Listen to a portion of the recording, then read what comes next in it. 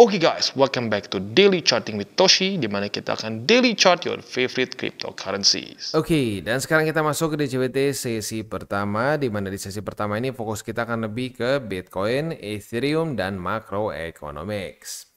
Dan seperti kita bisa lihat di sini, market koreksi sebesar 0,35%, total market cap di 3,47 triliun US dollars. Untuk Bitcoin kemarin terjadi corrective movement sebesar 1,47%. Gue pikir bakal kena EMA 20 nih ya.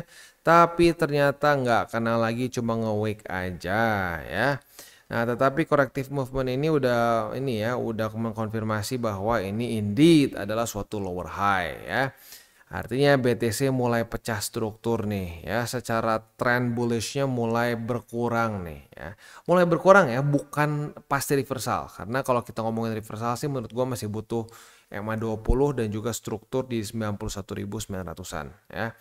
Nah, kalau sampai dua-duanya ini jebol, berarti lower low terbentuk ya, dan EMA 20 juga terkalahkan. Artinya kalau itu terjadi, potensi reversal semakin besar begitu ya. Ya tapi untuk sekarang sih prematur lah kalau kita bilang, oh lower high pasti langsung reversal. Nggak juga. Kalau kita ngelihat lower high, contoh di sini ya, lower high yang, ini lower high ya, ujung-ujungnya apa? Dia masih bisa reclaim lagi sama 200, ya udah gitu. Jadi lower high nggak pasti langsung reversal. Tapi yang serem itu adalah kalau sampai lu udah bikin lower high, pecah struktur, lanjut lagi lower low. Nah biasanya kalau udah lower high dan lower low, ya itu biasanya reversal begitu ya. Ya jadi ya kita lihat aja deh, kita lihat apakah Bitcoin bisa nggak mempertahankan lagi momentumnya dan reclaim 97.500-an sebagai support gitu ya. Oke. Selanjutnya kita akan lihat kondisi indeks dolar. Indeks dolar ini sekarang kondisinya itu mencoba untuk reclaim ya. Ya minimal EMA 20 tembus. EMA 20 tembus dan sekarang daily close-nya sedikit di atas dari 106,37. Kita lihat apakah dia bisa lanjut membuat higher high atau enggak. Begitu ya. Tapi kalau sampai ini ternyata kurang kuat dan ini lower high, ya berarti mirip-mirip kayak BTC ya. Ya tapi intinya untuk indeks dolar sih mulai ada perlawanan ya. Untuk Bitcoin dominance ternyata kemarin lanjut lagi boom ya, turun dengan cukup signifikan. Dan ya ini kereject oleh EMA 200 jelas ya.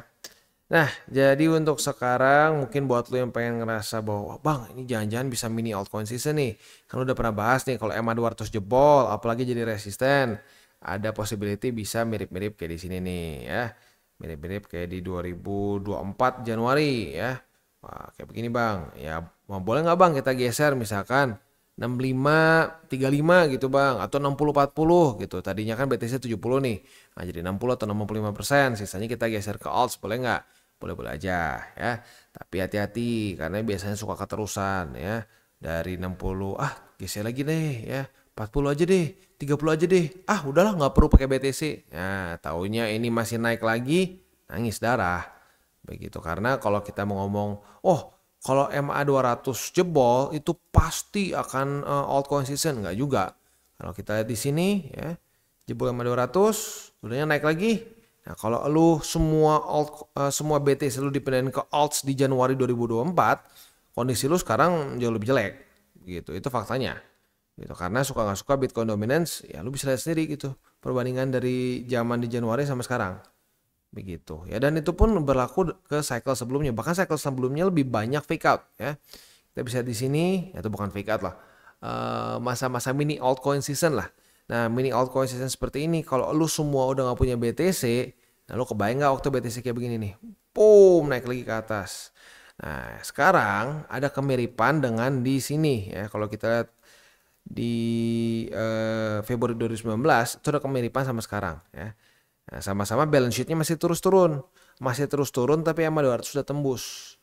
Nah jadi makanya gue bilang boleh lo geser ke altcoin lebih banyak boleh ya, tapi tetap mayoritasnya di BTC karena masih mungkin ya kondisi di 2019 terulang lagi. Sekali lagi kita bandingkan ya, ini 2019, ini sekarang mulai tembus sama 200. Balance sheet masih terus turun. Begitu ya. Nah, jadi ya kita kan harus selalu mempersiapkan resiko terburuknya. Nah, kalau lu semua taruh di alts, resiko terburuknya apa? Tahunnya kayak 2019, boom naik lagi ke atas, nanti bilang aduh bang nyesel harusnya nggak buang BTC. Iya, begitu ya. Ya, jadi ini cuma warning aja, begitu. Boleh si rasionya dibikin lebih gede, oddsnya sedikit, boleh ya. Tapi jangan sampai keterusan, begitu. Jangan sampai kebablasan lebih tepatnya ya.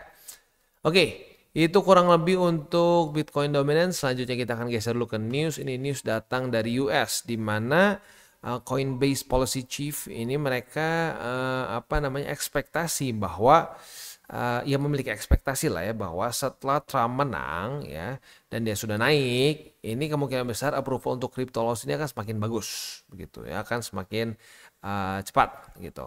Nah dan selain itu juga dia bilang ini sekarang US ini punya kongres yang paling pro crypto sepanjang masa begitu, which is itu good juga ya. Karena kenapa? Kalau cuma Trump doang yang pro crypto tapi si kongresnya enggak, itu semua semua kebijakan-kebijakan Trump untuk kripto bisa dijegal di kongresnya begitu. Tapi kalau di kongresnya juga pro kripto, nah ini jadi sangat menarik sebenarnya ya. Ya we'll see lah, we'll see. Karena kalau politik tuh nggak ada yang set in stone katanya ya. Politik itu bisa fluid kayak air katanya ya. Yang tadinya pro bisa tiba-tiba jadi nggak pro begitu. Kayak simpelnya Gary Gensler pun ya, kalau lu pelajari, dia itu dulu sangat mengerti kripto begitu. Dan bahkan banyak orang yang dulu happy ya di dunia kripto tuh happy bahwa Gary Gensler yang dipilih. Karena dulu tuh di MIT dia pernah bikin kelas specifically mengenai kriptografi dan juga dia pernah bahas mengenai spesifik Bitcoin. Begitu. Jadi orang berpikir oh dia bakal pro kripto kan. Ya, tapi kalau udah di politik, ya kalau udah kita ngomong politik, buktinya ya kayak gitu. Gary Gensler taunya enggak kan, malah jadi kayak anjing gila gitu kasarnya kan. Sekarang malah sangat dibenci oleh semua orang pencinta kripto. Begitu. Jadi ya ini teorinya bagus, tapi ya kita lihat nanti implementasinya beneran bagus atau lagi-lagi politik busuk. Begitu ya. Oke, economic calendar. Untuk hari ini dari US kita akan keluar satu data penting yaitu JOLTS Jobs Opening. Ini kenapa lumayan penting karena ini berhubungan sama apa? Labor market. Nah, jadi ya siap-siap jam 10. Kalau lu punya posisi futures, pertimbangkan untuk tutup posisi kalau belum kena target TP just in case volatility-nya tidak sesuai dengan harapan kita. Atau minimal buat lu yang agresif ya mungkin minimal pasang SL lah gitu ya. Oke, ini untuk hari ini. Besok subuh ada nggak? Subuh besok nggak ada, oke. Nah, besok akan ada ADP Non-Farm Payment Change, lalu juga ada S&P Global Services PMI, ada Manufacturing PMI, dan seterusnya ya. Besok lumayan padat ya. Oke, sekarang kita balik lagi ke chart, dan untuk chart kita akan sedikit lagi ngomongin soal Bitcoin ya. Jadi untuk Bitcoin ya bersabar, gue tahu pasti udah banyak yang gatal. Aduh bang, gue mau benerin rasio gue setengah mati bang, belum dapat support. Ya memang ya, ini jujurnya Bitcoin lama banget sampai mulai terjadi corrective movement yang cukup untuk sampai pembelian di support ya. Tapi ya bersabar begitu, karena kalau lo beli di resisten maksain tuh udah pasti salah begitu. Ini udah nyaris banget sebenarnya, udah nyaris ya. Tapi memang kadang-kadang market tuh suka sedikit ngajak ribut mungkin ya, ngajak berantem mungkin ya. Tapi sabar aja ya, sabar. Saat sudah terjadi corrective movementnya ya udah dibeli gitu. Jangan sampai gini nih, penyakitnya suka gini nih nanti ya. Oh bang, kayaknya nanti MA20 tembus bang, janganlah, nggak usah beli dulu di MA20 pas kena. Nah pas sudah tembus tuh kan bener, udahlah kita beli aja nanti di 70.000 atau misalkan berapa, 80.000. Pasti ke sana, pasti ke sana. Taunya cuma di sini-sini aja. Cuma di sini ya, cuma di area sini-sini, ujung-ujungnya terus naik lagi. Gimana? Nah, itu kondisinya sama persis seperti yang dulu teriak-teriak di sini. Wah, pasti 40.000, ngapain beli di sini? Yang ngelong mati, katanya ngelong mati ya. Ujung-ujungnya apa? Naik. Gitu. Ya, jadi makanya kalau udah ada support, udah waktunya DCA, ya DCA begitu. Tapi kuncinya satu ya, DCA, jangan all in. Ya karena suka kadang-kadang orang gini loh. Udah lama nggak dapat, sekalinya dapat MA20 udah all in aja deh. Taunya turun lagi ke bawah. Salah nih, harusnya nggak beli di sini. Bukan salah, bukan salah harusnya nggak beli. Enggak, yang salah adalah all in. Lu harus stick with the game plan. Begitu. Ya jangan sampai waktu udah prakteknya beda total. Gitu, lo kebayang nggak? Lu jadi dokter berapa tahun nih? Wah, lu belajar teorinya gini gitu, operasi orang ya. Waktu praktek beda. Coba aja sendiri. Lu potongnya nggak pakai cara yang dulu gitu ya. Mati itu pasien lu. Nah sama, lu udah punya SOP, lu udah tunggu-tunggu nih ya, udah tunggu-tunggu praktek. Akhirnya praktek jangan berbeda waktu di hari H-nya. Begitu, karena kalau berbeda ya jadi hasilnya juga otomatis beda. Jangan berharap sama seperti orang yang di CA. Begitu ya. Simple, ciri-cirinya kalau lu sudah bisa kalau sudah menggunakan cara TCI untuk trading ya, ciri-ciri paling gampang adalah lu tenang. Tenang, nggak stres, tidur nyenyak.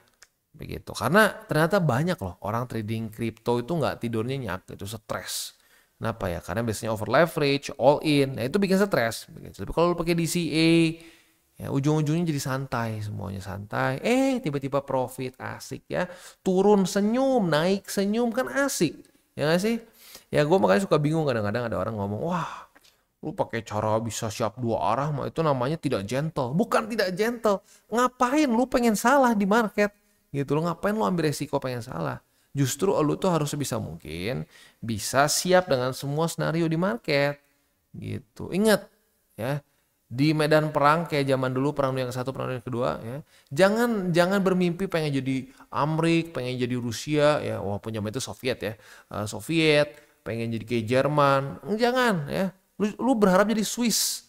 Dua perang dunia kedua, dua konflik terbesar di dunia dia santai-santai aja. Harusnya kayak gitu. Ya, di mana orang lain mati digorok gitu ya. Ya, Swiss santai, minum makan coklat gitu ya. Belanja jam gitu mungkin ya. Tapi zaman dulu mungkin belum sekuat sekarang ya industri jamnya. Ya, tapi intinya itulah ya. Oke. Kurang lebih seperti itu. Selanjutnya kita akan masuk ke buy limit. Tetapi sebelum kita masuk ke buy limit, seperti biasa gue akan disclaimer dulu bahwa semua konten dari TCI bukanlah financial advice. Ini semua bentuknya adalah edukasi. Lalu bagaimana cara untuk mendukung TCI? Ada banyak caranya. Lo bisa like our video, bisa share our video, atau juga bisa menggunakan link referral kita di bawah.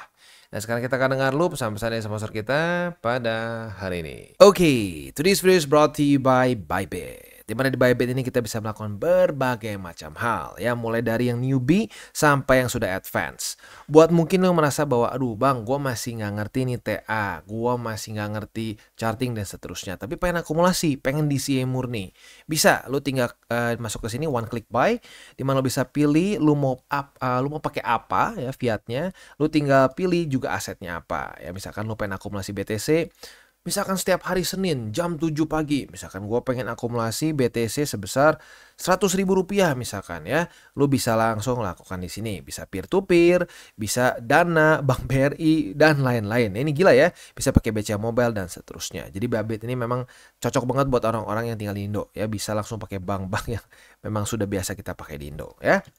Nah, buat yang intermediate sampai advance juga di sini ada spot, nah, dan juga ada leverage tokens, dan tentu juga ada derivatives trading, di mana kita bisa menggunakan kontrak yang USDT maupun USDC.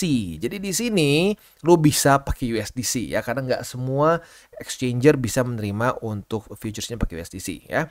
Dan tentu juga lo bisa earning bunga juga dari kripto lo dan lain-lain.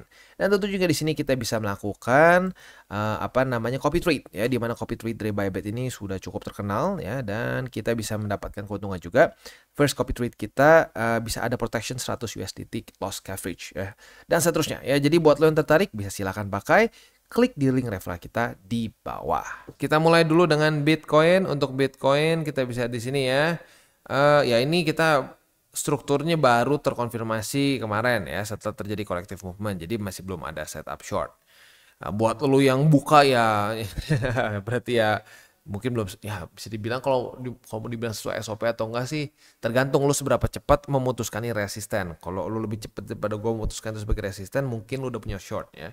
Kalau sampai lu punya posisi short, target TP-nya di MA20, jangan lupa dipasang ya. Oke, itu kurang lebih untuk futuresnya. Untuk spotnya MA20 91.906 dan di 89.851 ya. Next kita masuk ke Ethereum. Untuk Ethereum kita bisa di sini kita sudah punya posisi long ya. Dan posisi long ini pun ada target TP-nya ya. Target TP-nya baru saja terbentuk literally kemarin ya. Kemarin, sorry ini kurang turun sedikit di sini. Di angka 3.713 terbentuk di tanggal 1 dan 2 Desember kemarin. Jadi retest 1 retest 2 kebuka posisi long, target TP di angka 3.713 ya. Oke, itu untuk posisi futuresnya ya. Overall struktur dari Ethereum sih terutama dari November akhir di sini ya bagus ya. Membuat higher high, higher low, higher high, higher low, higher high, higher low. Potensi higher low ya. Nah, tinggal kita lihat nih apakah higher high lagi atau tidak ya. Jadi kurang lebih seperti itu ya untuk futures. Untuk spotnya nyaris lupa. Untuk spot di angka 3.624. 3.541 dan di 3.385 atau MA20 yang sekarang sedang confluence lah ya. Oke, itu kurang lebih untuk DCWT sesi pertama. Dan sebelum kita tutup, gue ingatkan lagi ya untuk para newbies atau bahkan mungkin untuk orang-orang yang udah nggak newbies bahkan ya udah intermediate. Yang menang itu adalah orang yang DCA ya. Buat yang bingung, "Bang, DCA apa?" Dicicil aja ya. Lu akumulasi. Tapi nggak all in gitu ya. Jadi misalkan ini gue ulang lah ya buat yang para newbies. Misalkan lo punya dana sejuta gitu. Dana yang ini ya, dana dingin, uang dingin ya. Misalkan sebulan lo bisa menyisihkan dari gaji lo atau berapapun sejuta lah misalkan ya. Nah, dari sejuta ini lo bagi minimal 10 begitu. Mau lebih bagus ya. Mau dibagi minimal banget 10 ya berarti sekali tembak 100.000.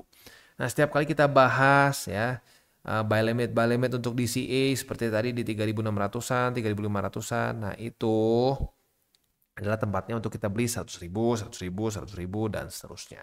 Gitu ya. Nah, buat orang yang terus melakukan DCA gitu ya, nggak tebak-tebakan, yang akhirnya senyum, udah senyum nggak stres kan asik begitu ya. Lu bayangin misalkan gini, lu tebak-tebakan dan hoki bener ya. Oh, lu udah stres nunggunya. Wah, aduh untung naik. Kalau lo DCA, di sini mantul, oh ya udah, mantap, profit ya. Turun lebih dalam lagi, oh ya udah nggak apa-apa, harga rata-rata kita turun lagi. Nah, kebayang kan dengan cara trading seperti itu, ya, profit datang sendiri, ya bahkan nggak perlu diundang-undang datang sendiri, ya, dan lo nggak stres. Itu tuh menurut gue udah dua hal yang sangat, enak banget lah. Ya, karena gue pribadi udah pernah coba tebak-tebakan. Dan menurut gue tebak-tebakan tuh ironisnya malah lebih sering gagal dibandingin ya udah aja lu ngelihat faktanya kita bereaksi ke marketnya seperti apa, dia mantulnya di mana gitu ya. Oke, kita tutup dengan 3 golden rules. Jangan pakai uang panas, jangan over leverage, berpikirlah jangka panjang.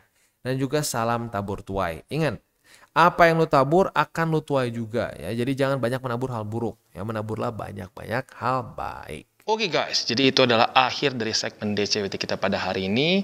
Dan jangan lupa bagi kalian yang merasakan manfaat dari segmen ini, jangan lupa untuk share ke teman-teman kalian. Dan apabila lu pengen mensupport channel kita, ya TCI, jangan lupa untuk menggunakan link referral kita di bawah. Nggak wajib ya, tetapi apabila lu menggunakan link referral kita di bawah, ada macam-macam ya, dari Bybit, Huobi, Maxi, toko kripto, dan banyak lagi ya. Ya, walaupun nggak wajib, tapi kalau menggunakan link referral kita, lu secara langsung membantu perkembangan dari TCI. Dan satu lagi, jangan lupa juga untuk join Telegram group kita, di mana kita bisa ngobrol-ngobrol santai mengenai dunia cryptocurrency secara dua arah. So, jangan lupa untuk like, subscribe, klik the bell icon, and see you on the next video.